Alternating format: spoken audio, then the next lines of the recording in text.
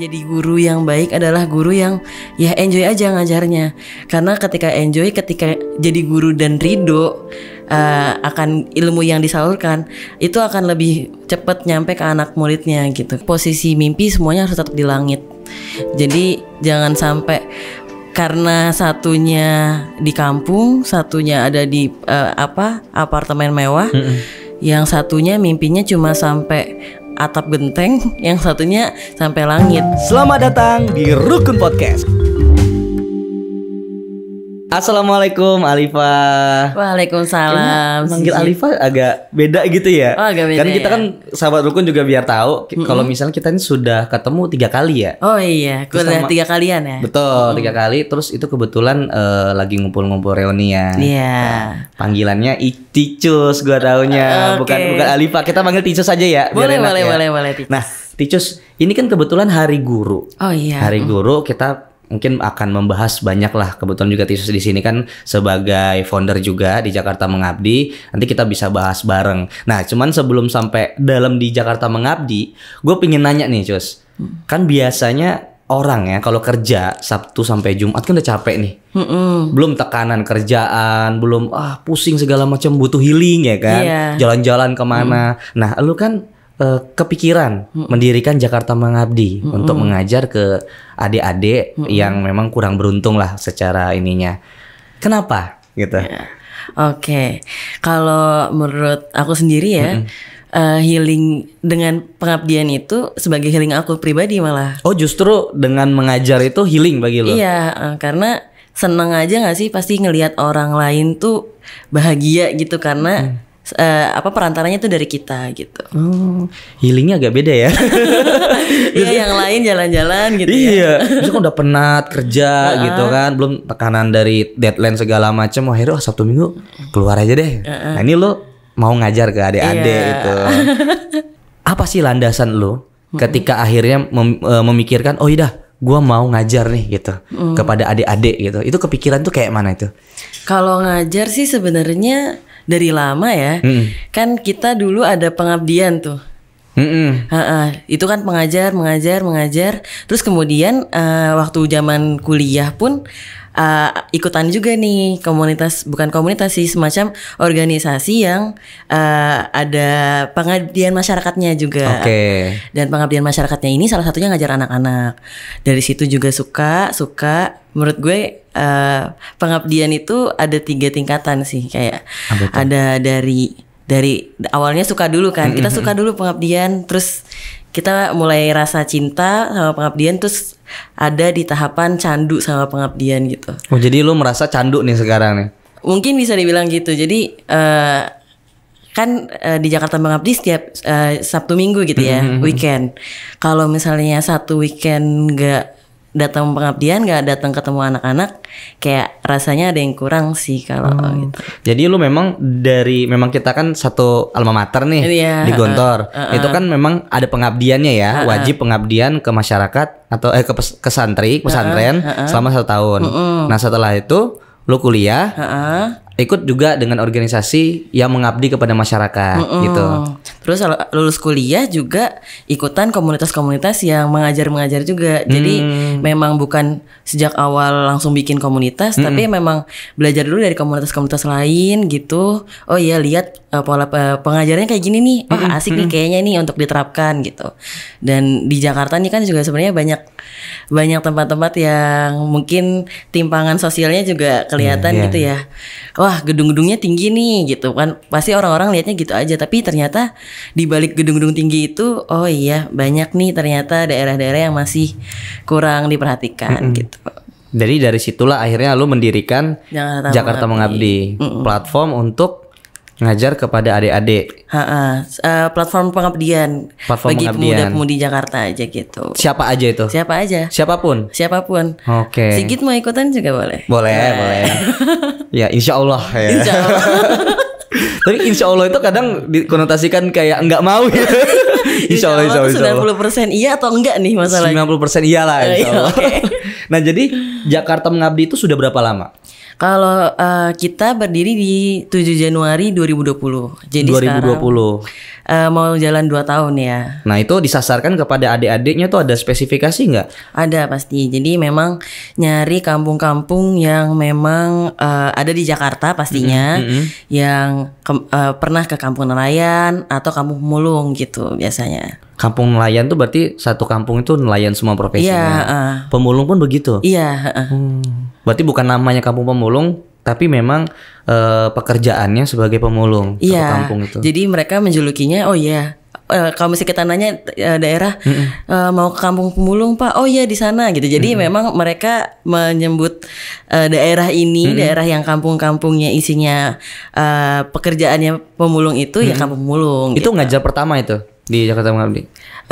Jakarta Mengabdi awal-awal pengabdian secara umum dulu. Awal tuh nyari Kampung Nelayan, dapat ke Kampung Nelayan ini, ngajar terus Covid kan. Oke. Covid, jadi jaraknya nggak seintens sekarang. Kalau sekarang kan setiap minggu nih. Kalau dulu tuh masih berhubung Covid, kita nggak pengen juga ngejaga teman-teman kita juga, ngejaga diri kita juga, mereka juga. Jadi ya 2 minggu, 3 minggu gitu. Itu rutin ya selama 2 tahun ini ya, aktivitasnya ya di Jakarta Mengabdi. Alhamdulillahnya. Ada berapa adik-adik itu sasarannya? Apakah memang di satu tempat di situ aja, atau memang Jakarta Mengabdi ini pindah-pindah? Oh di situ aja. Jadi memang di satu tempat itu kita narget dalam kurun waktu tertentu. Kita biasanya 3 bulan. 3 bulan di situ ngajar. Di situ intens. Jadi 3 bulan itu setiap weekend kita datang antara Sabtu atau Minggu. Kenapa antara Sabtu atau Minggu? Misalnya nih Sigit kerja hari Sabtu, berarti nggak bisa dong yang datang hari Sabtu. Jadi bisa ada kesempatan di hari Minggu. Oke. Jadi selang-seling kita ngasih kesempatan buat yang kerja-kerja yang lain juga gitu. Lu ibaratnya memanfaatkan waktu libur gitu kan dengan lebih bermanfaat. Masya Iya Allah. mungkin gitu kali ya. Alhamdulillah keren. Gue sih kepikirannya justru kalau udah Jumat sore, wah ini gimana caranya gue harus istirahat full gitu kan. Capek banget kayaknya kerjanya nih. Iya capek nggak capek sih kayaknya ya. Emang tergantung kemauan kali ya. Nah kalau pas ngajar itu rata-rata usia berapa? Kalau usia sebenarnya kan memang kita pasti kan ngasih tahu nih ke ada pasti ya pengurusnya sana gitu atau orang yang biasa ngajar-ngajar juga daerah sana. Kita ngasih tahu Kak, sebenarnya ini terbuka untuk umum, jadi siapa aja boleh datang gitu.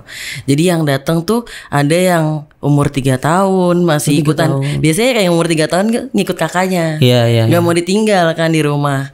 Ada yang sampai 15 tahun gitu. Jadi range-nya tapi memang kita targetnya dari anak-anak usia sekolah dasar sampai SMP gitu. Itu beragam. Maksudnya ada yang sekolah memang formal, ada yang tidak sekolah gitu. Mayoritas sekolah. Mayoritas sekolah. Nah, berarti apa sih yang diajarkan di Jakarta Mengabdi itu? Oh, yang diajarkan di Jakarta Mengabdi itu sebenarnya kita konsepnya fun learning ya. Jadi kita mengajarkan apa-apa yang mungkin di sekolah mereka dapat teorinya aja gitu kayak science gitu. Science kan di sekolah tuh mungkin dapat prakteknya juga, tapi nggak kita bikinnya konsepnya menyenangkan lah gitu. Misal kita kemarin bikin roket air nih adik-adik, walaupun mereka masih sekolah SD gitu, belum dalam belajar fisika gitu ya. Belajar dari bikin dari aqua gitu, terus pakai pentil ban, terus diterbangin aja gitu roket air gitu. Oke, jadi karena praktek itu anak-anak jadi adik-adik jadi seneng ya. Jadi seneng. Terus misalnya belajar juga hal-hal yang sebenarnya relate sama kehidupan mereka. Misal mereka kan pasti ditinggal sama orang tuanya untuk mulung gitu ya. Kalau misalnya nggak mulung, mereka nggak makan gitu kan bahasanya. Jadi agak rentan nih kalau misalnya mereka nggak tahu, misalnya pembelajaran soal sex education gitu. Jadi kita ngajarin juga sex education di daerah sini gitu. Di daerah yang satu lagi misalnya daerah sini tuh warganya banyak yang ngerokok nih. Kita ajarin juga ke adik-adik bahaya ngerokok tuh apa sih. Jadi sejak dini mereka ngasih tahu. Karena kan kadang-kadang celotehan anak-anak tuh ke orang tuanya jadi mungkin pemantik orang tuanya untuk oh ya kalau aku ngerokok jangan sekitar anaknya nih. Oh ngerokok tuh ternyata bahaya. Jangan sampai mereka masih kecil ikutan ngerokok gitu kan. Hal-hal kayak gitu sih yang kita ajarin. Nah pas ibaratnya ke adik-adik yang mulung gitu kan, ibaratnya kan itu akan keganggu tuh waktu dia untuk kerja gitu kan. Itu sempat ada penolakan nggak sih sama warga sekitar segala macam gitu? Pasti sih, maksudnya awal-awal pasti oh iya berarti nggak mulung dong misalnya gitu. Tapi mulung itu biasanya mereka ngikut Senin sampai Jumat juga. Dan Sabtu dan mereka meluangkan waktu ketika kakak-kakaknya datang. Mereka dibolehin sama orang tuanya buat ya udah nggak apa-apa nih ngomongnya ikut les-lesan. Padahal nggak les-lesan ya kita ya. Ikut les-lesan sama kakak-kakaknya gitu. Kak ada les nggak? Oh iya kalau ada les kan kita ada grup WhatsApp-nya sama ibu-ibunya juga. Jadi ibu-ibu juga ada dan ikut juga di situ. Ada ikut. Oh, jadi nggak cuma adik-adik yang targetnya? Nggak cuma. Karena kan ya ngajar tuh nggak cuma harus ke yang lebih muda, tapi lebih tua juga mungkin kita bisa jadi perantara ilmu juga. Iya, justru kalau kita misalnya sharing sama orang tua bisa ngajarkan ke anak-anaknya juga ya. Berarti edukasi di sharing ilmu dari Jakarta Mengabdi itu tidak terpaut usia. Tidak terpaut usia. Jadi orang tua pun boleh datang juga. Boleh gitu. banget. Ada yang nenek-nenek ikutan juga. Nenek ikutan. Juga. Misalnya mereka kalau ibu-ibu ya, kalau konteksnya ibu-ibu, mereka ada yang nggak kebagian bansos nih. Kita ngasih tahu gimana sih caranya akses bansos tuh gimana sih gitu. Jadi jangan sampai sebenarnya mereka kan punya KTP nih. Iya. Tapi mereka nggak tahu aja harus kemana sih gitu. Kita ngundang misalnya kemarin ngundang dosen teman kita juga angkatan kita juga dia udah dosen gitu, dosen fakultas hukum gitu. Pasti kan dia tahu nih alur-alur edukasi bansos, hak-haknya dia gitu. Kita undang buat sosialisasi gitu. Jadi lebih ke edukasi kemasyarakatan lah ya. Dari adik-adiknya mungkin lebih ke praktek, kemudian edukasi di luar dari pelajaran sekolah, sex education tadi dan sebagainya. Dan orang tua justru jadi pembimbing lah kita berarti ya, pembimbing informasi ya. Kalau misalnya nggak bisa ini diajarkan. Dan itu selama 3 bulan. Selama 3 bulan. 3 bulan, luar biasa. Konsisten ya selama 2 tahun ya, alhamdulillah ya. Berarti kan secara tidak langsung Ticus ini dianggap sebagai guru dong, berarti secara ininya, pekerjaannya gitu, kegiatannya. Iya. Sebagai guru dong kan. Nah, sebagai guru sendiri, apa sih yang Ticus lihat terkait pendidikan di Indonesia sih? Kalau pendidikan di Indonesia, pasti teman-teman kita itu juga, kalau aku kan bukan guru formal ya, lebih ke guru informal, ngajar kayak gini kan sebagai pelarian dari hidupan yang Senin sampai Jumat ini. Gitu. Kalau misalnya dari aku pribadi ngelihat pendidikan tuh masih ada ketimpangan pasti. Walaupun memang semakin hari pasti di Indonesia semakin berusaha untuk memperbaiki diri gitu.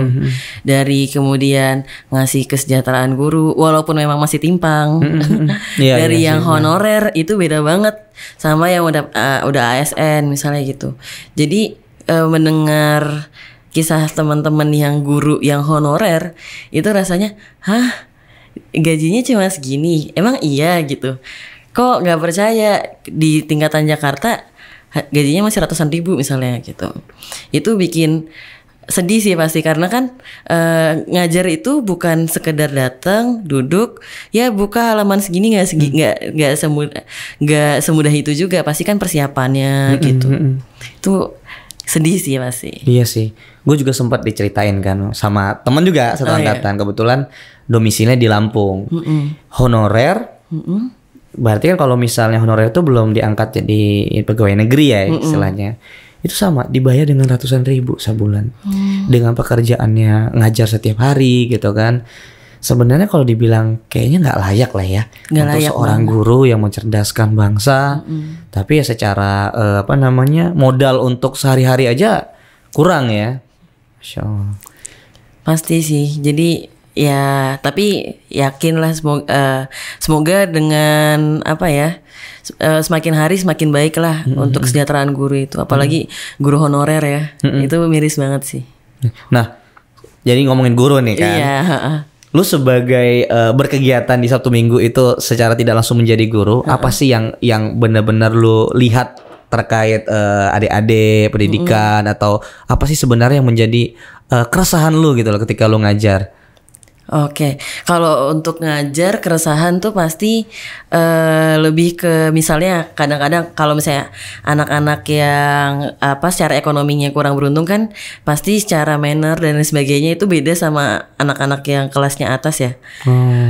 Mereka kadang-kadang susah diatur misalnya, disuruh duduk nggak mau duduk misalnya. Tapi kalau misalnya lihat dari psikologisnya mungkin mereka mencari perhatian gitu karena di rumah mungkin nggak dapat hal itu gitu. Jadi kita memaklumi.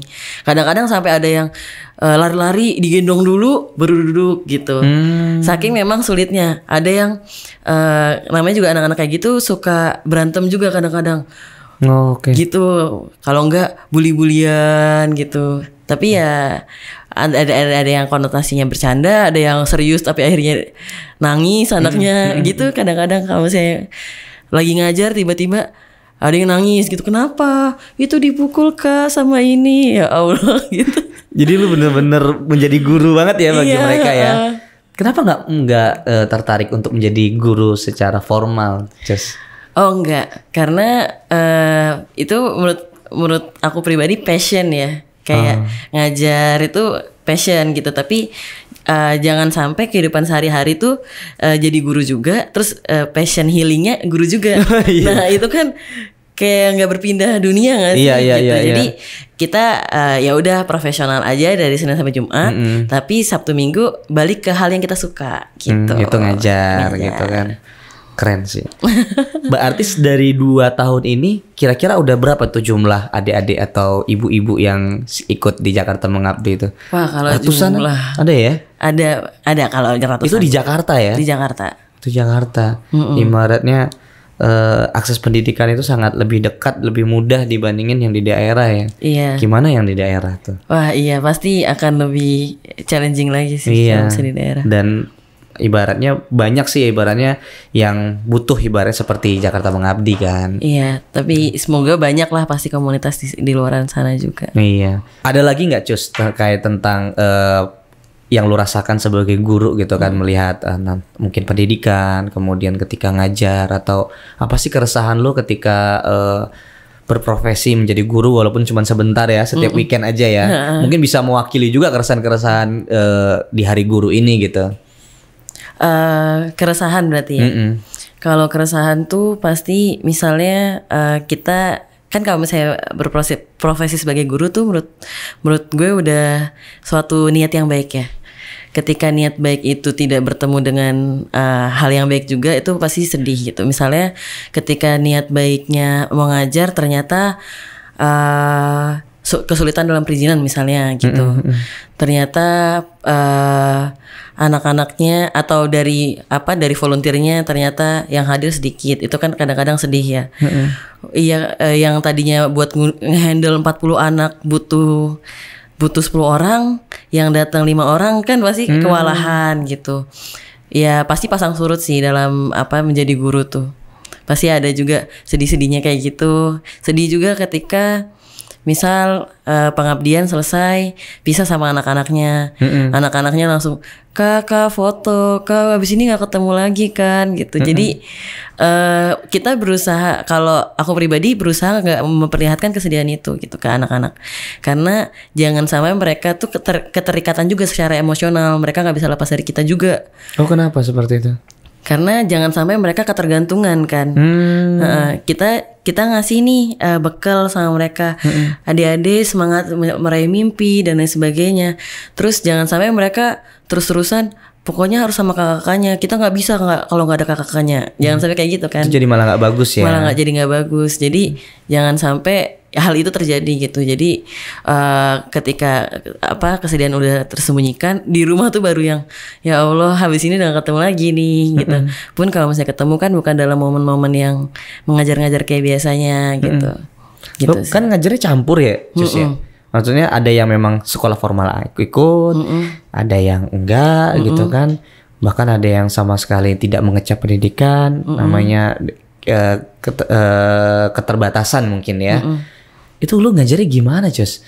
Maksudnya orang yang sekolah di formal aja, murid aja itu kan macem-macem ya, maksudnya dengan sifatnya yang tadi merasa pingin ditarik dulu, pingin diayomi dulu, dimanjain dulu. Memang kan treatmentnya kan berbeda ke anak. Sedangkan ini juga secara pendidikan juga berbeda-beda nih. Ada yang dapet, ada yang nggak dapet gitu. Itu gimana lu? Ya kita nge-treatnya sama pasti. Tapi balik lagi kadang-kadang kalau misalnya yang ada yang anak berkebutuhan khusus misalnya, ada salah satu murid gitu ya berkebutuhan khusus yang memang mungkin sindrom atau gimana gitu ya, jadi memang nggak ditemenin sama teman-temannya gitu. Tapi kita tetap misalnya disuruh, pastikan kita per sesi ngajar ada nih kita bagi-bagi kelompok supaya materi yang udah diajarin semuanya itu lebih nyerap lagi gitu. Dan ada interaksi ya, ada interaksi mereka ya, sama kakak-kakaknya sama adik-adiknya gitu. Terus yang anak-anak yang dibully ini kadang-kadang nggak mau sama sekelompok sama itu, nggak mau pokoknya gitu. Tapi ya tetap dirangkul, nggak harus sama, ayo dirangkul temannya, jangan sampai nggak ditemenin gitu, jangan sampai akhirnya dia nggak mau datang lagi gitu sih biasanya. Ada aja pasti anak-anak yang kayak gitu ya. Gitu. Nah terus adik-adik ini tuh ketika lu ngajar selama 2 tahun ini, apa yang si Icus lihat?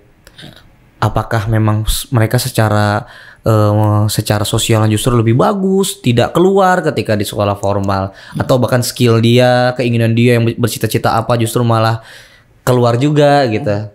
Kalau yang aku lihat sih mereka tuh sebenarnya semangatnya tinggi ya. Justru kenapa bilang semangat tinggi? Karena mereka tuh merelakan, pasti Sabtu Minggu kadang-kadang anak-anak suka main-main kayak Senin sampai Jumat udah sekolah, sama kayak tadi Sigit balikin pertanyaan ke aku.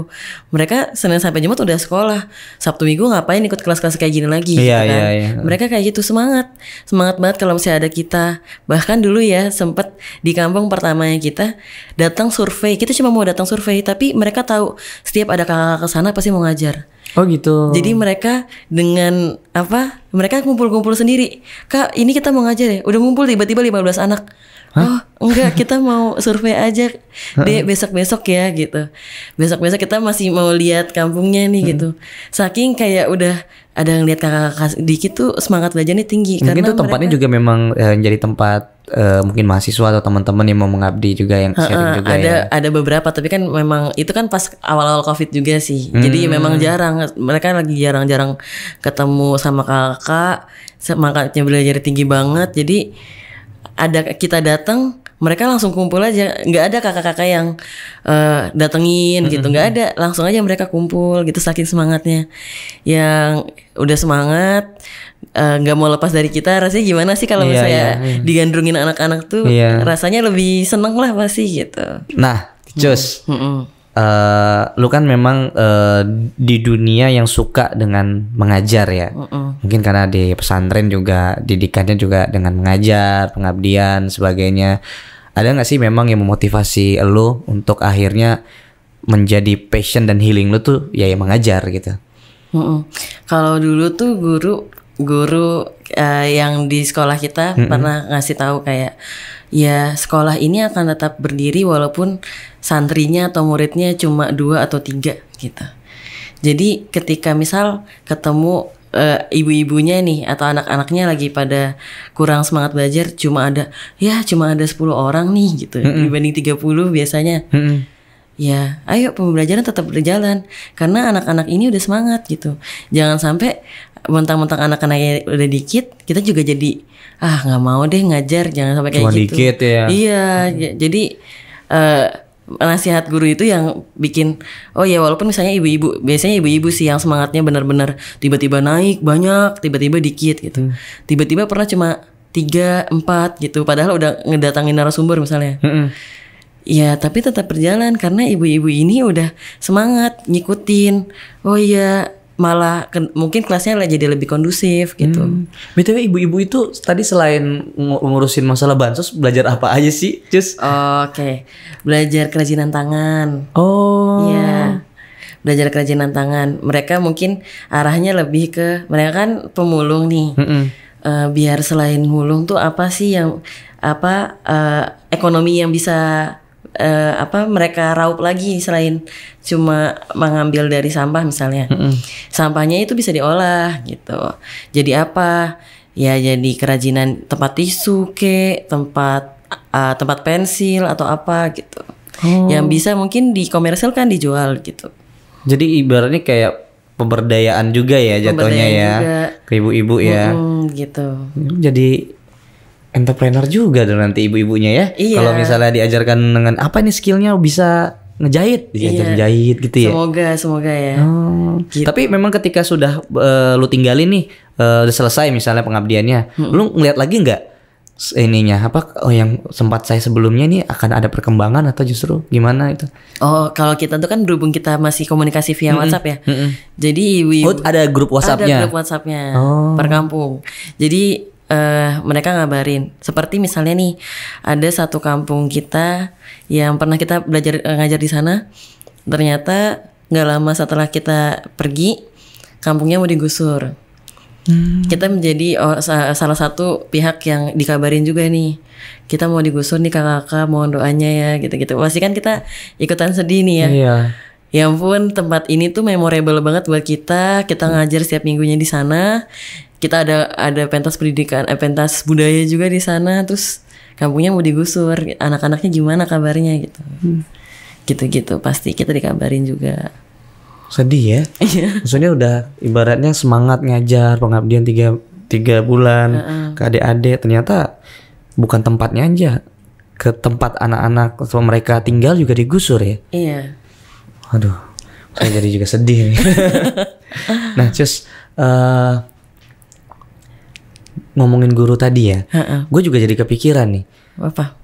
Apa sih yang tadi kan lu kan ngomongin soal healing gitu kan, semangat seneng. Apa sih enaknya jadi guru tuh? Karena gue kan memang tidak di dunia guru ya mungkin ya gitu kan. Tapi karena ngeliat anak-anak itu kan tadi beda treatment, beda-beda orang. Kita ke satu aja kadang sulit banget tuh. Iya. Apalagi banyak orang gitu kan, banyak perbedaan mungkin di situ.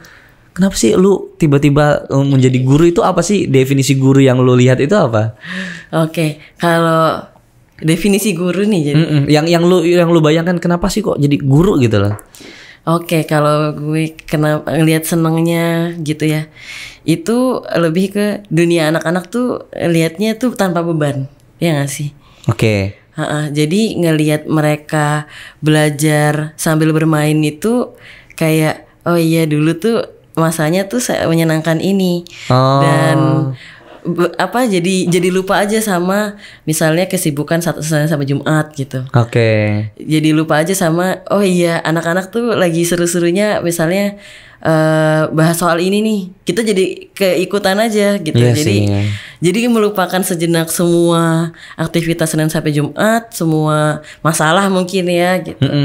Jadi senangnya di situ pasti. Gua juga. Dan semangatnya kan jadi keikutan juga nih, anak-anak semangatnya kan kuat banget nih kan gitu. Bener juga sih, soalnya kalau ngeliatin anak-anak tuh kita kayak flashback ya. Iya. Flashback, kayaknya dia nggak punya masalah hidup kayak sekarang deh yang gue rasakan gitu kan. Sekarang banyak ya. Iya. Ya mungkin semakin sepanjang usia masalah makin gede kali ya, mungkin lebih berat gitu ya. Jadi ketika ngelihat anak kecil gitu kan, wah enak banget mandi hujan tanpa beban gitu ya. Suka aja ngelihatnya kan jadinya. Oh iya. Kadang bukan suka, pengennya bisa jadi anak kecil lagi nggak sih? Kalau bisa sih. Jangan ada beban hidup nih nggak. Kalau bisa sih, kalau bisa. Motivasi lu untuk konsisten.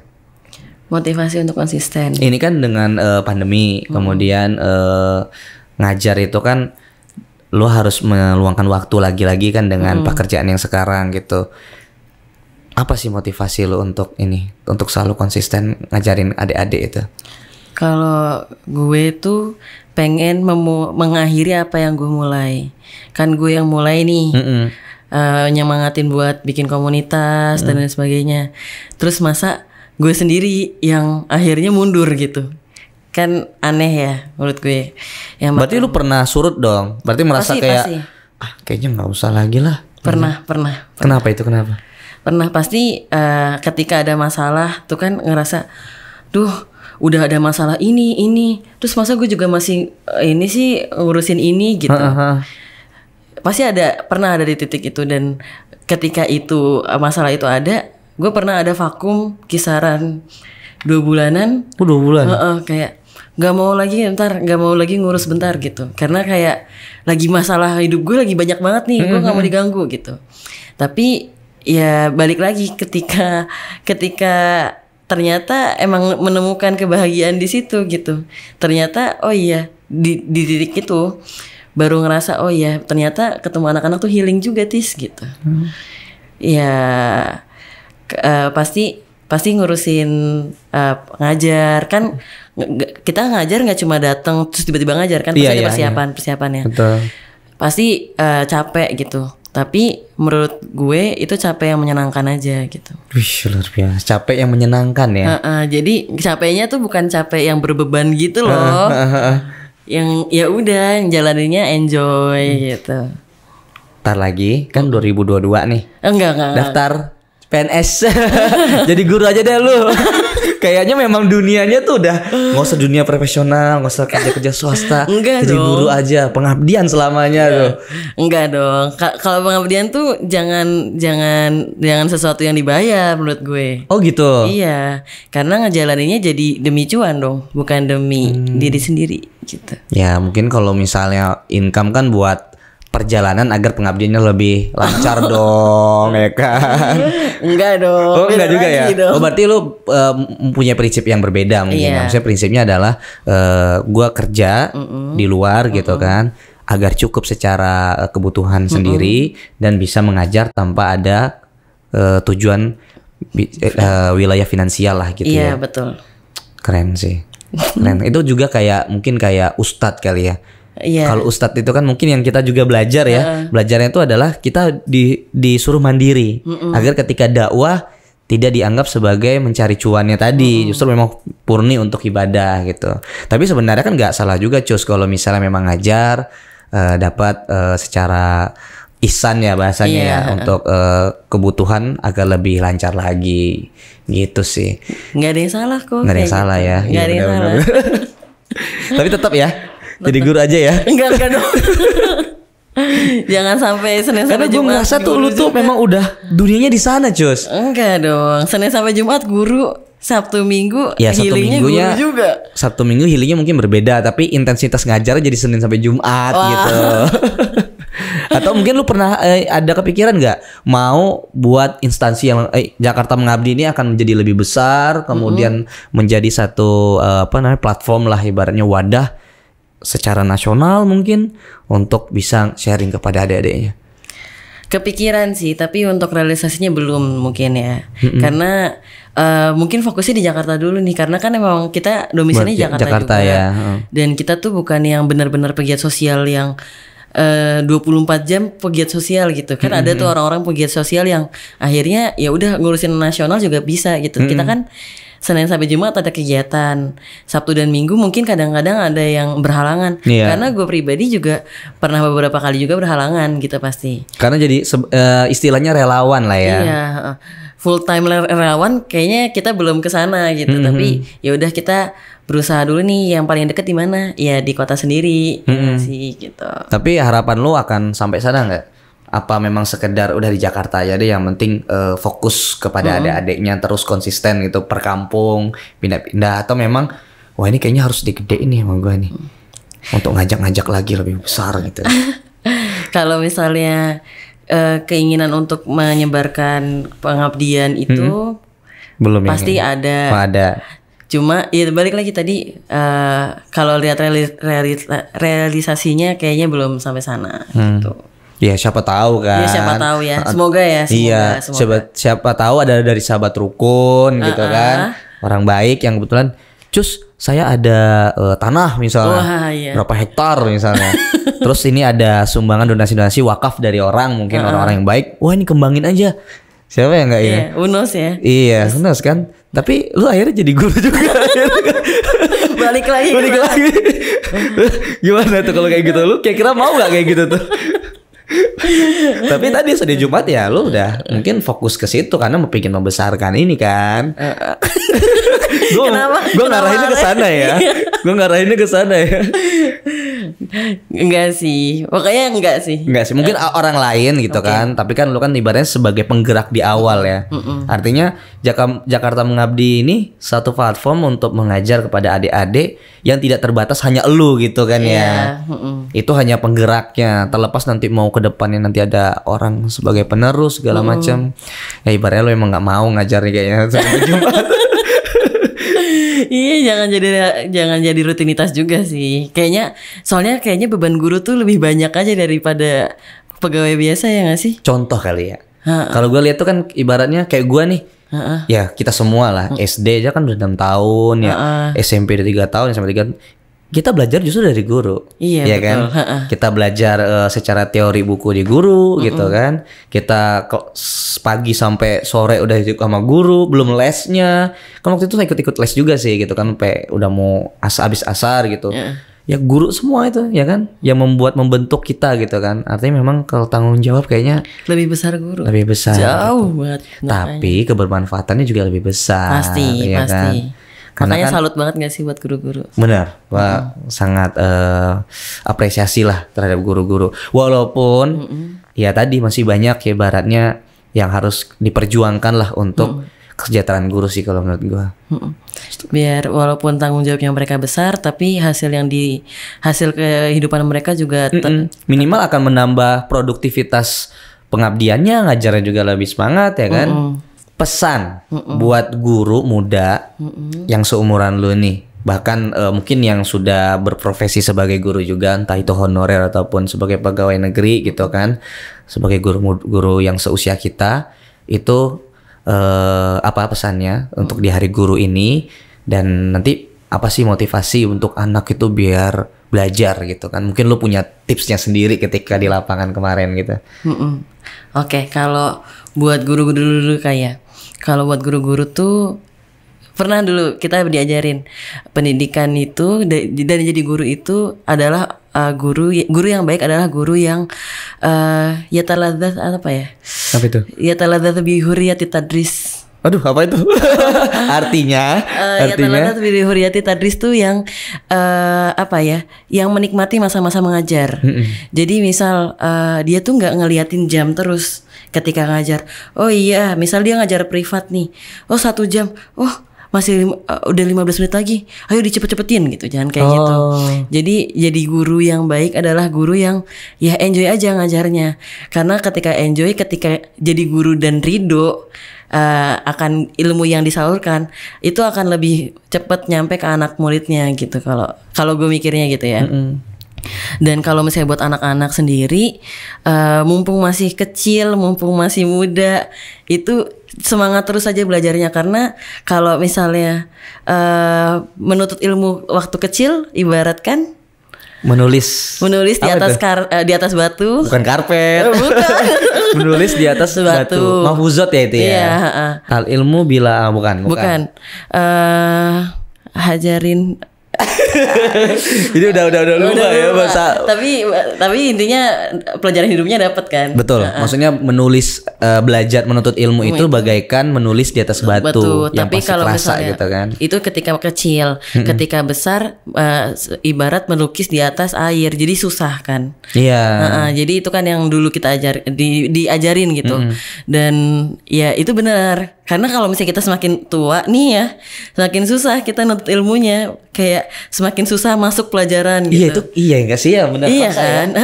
Jadi benar nih, makanya mumpung masih muda ya dinikmatin terus nih, karena gampang buat hafalan, gampang buat mencerna pelajaran gitu. Mumpung masih muda.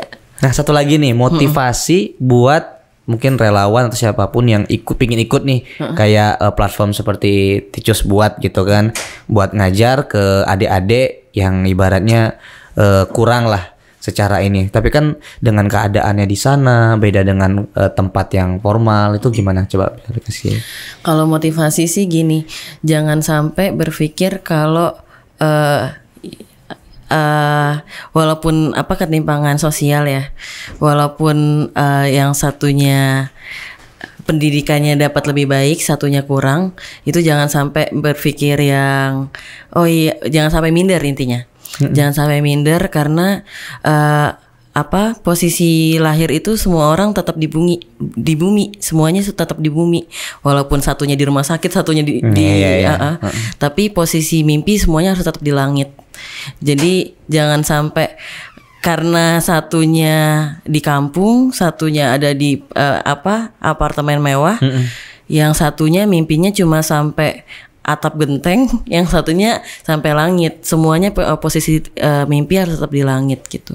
Jadi biar semangat karena semua privilege yang dikasih itu belum tentu menghasilkan orang yang mimpinya tinggi gitu. Iya. Kan banyak juga tuh kan orang-orang yang kayak anak singkong tuh. Tahu nggak arah yang mana?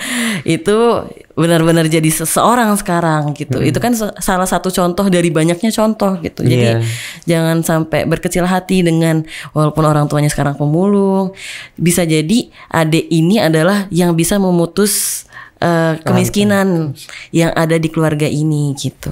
Dan itu setiap lu waktu belajar di Jakarta Mengabdi lu terapin juga ya itu ya ke adik-adik ya. Iya, jadi ayo adik-adik semangat mimpinya, jangan sampai minder. Adik mau jadi dokter kan? Habis ini jadi dokter. Biar apa? Biar kita tuh nge-trigger tempat ini sebenarnya kan tidak layak huni gitu. Ayo keluar dari jurang ini, kita sama-sama bangkit gitu. Nah, Ticus, apa harapan Ticus terkait tadi kan guru ya, kita ngomongin guru, sekarang kita ngomongin mungkin pendidikan ya. Pendidikan di Indonesia.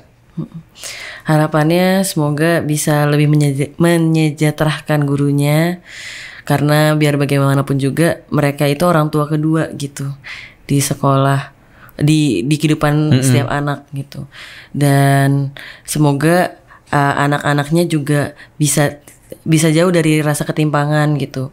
Walaupun misalnya yang satu dapat dana yang satu tidak misalnya, hal-hal yang kayak gitu. Semoga juga yang satu kuliah sekolah di Jakarta, yang satu sekolah di Papua, kadang-kadang kan timpang ya gitu. Semoga tidak ada lagi rasa ketimpangan di pendidikan Indonesia gitu.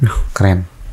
Sama mungkin ini ya, mungkin anggapan tadi ya, itu lebih ke anggapan nih, bahwasanya pendidikan itu hak untuk semua orang gitu ya. Hak untuk semua anak. Makanya kan sebenarnya kan kita dapat dana pendidikan kan, SD, SMP, SMA. Merata nggak itu masalahnya? Nah, masalahnya ya semoga merata dana benar, pendidikannya. Benar. Dan nyampe di tangan murid dan di tangan gurunya. Jangan sampai kemana-mana nih. Betul. Gitu. Biar akhirnya dirasakan semua ya pendidikan itu ya. Oke, terima kasih banyak Ticus udah sharing-sharing sama Rukun. Nah, buat sahabat Rukun, jangan lupa untuk subscribe, like, komen, ada kritik dan saran untuk kedepannya, dan channel-channel kita akan lebih berkembang lagi. Dan jangan lupa untuk download dong aplikasi Rukun yang sudah ada di Play Store dan di App Store, yang insya Allah akan menemani keseharian sahabat Rukun semua.